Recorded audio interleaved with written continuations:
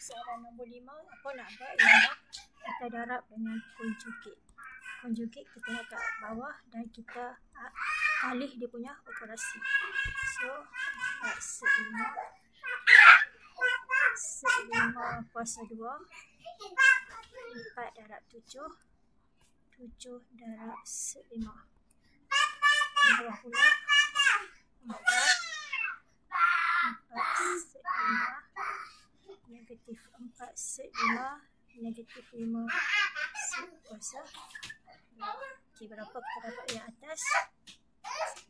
So 4/5, 7/5 kita akan dapat 11/5, 4/5 tambah 7/5. Dia macam X lah dekat sini. So macam 4X tambah 7X kita akan dapat 11X. So 11/5. Sini kita dapat 5 kuasa 2. Punca 1 kuasa 2 pula. Kita akan dapat yang dalam balik. So 28 di sini. Per 4, 5. So 4 tolak 5 dapat negatif 1. So ini habis. Sorry, ini 4 kuasa 2. So 4 kuasa 2 kita dapat 11. So 11/5 tambah 33/11. Memudahkan 11/5 per 11, 33/9. So kita dapat 9 tambah 3. Ini jawapan dia. Seterusnya ini ialah melibatkan log. Kalau kita tengok dekat sini base dia tak sama. Sebelah ni ialah M, sebelah ni ialah 3. Mula-mula kita tengok base dulu. Okay, base tak sama jadi kita gunakan log C sama dengan B di atas, A di bawah.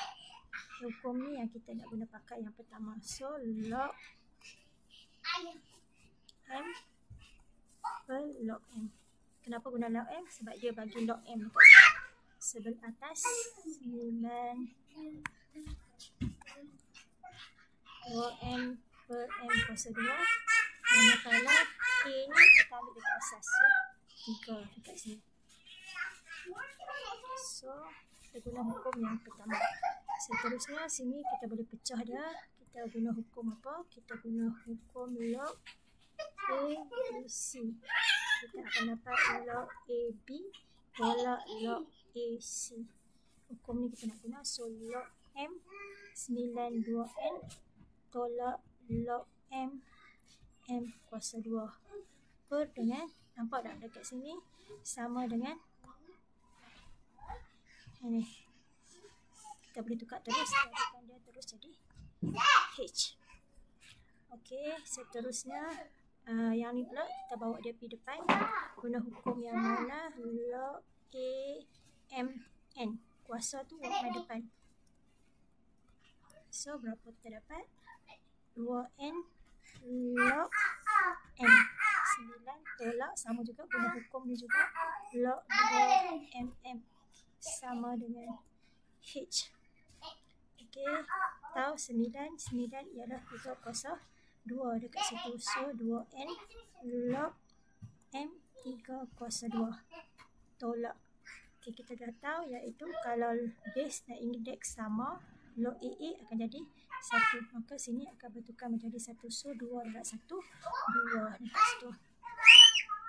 Per dengan H. Okay, 2 main depan. So jadi 4N log 3. Sorry. Log M3 tolak 2 per H. So jawapan yang kita akan dapat ialah, kita tahu log M3 ialah H. Nanti terus tolak 2 per H. So kat sini jelas kita menggunakan 5 hukum untuk selesaikan persamaan ni. Setiap step dia menggunakan hukum.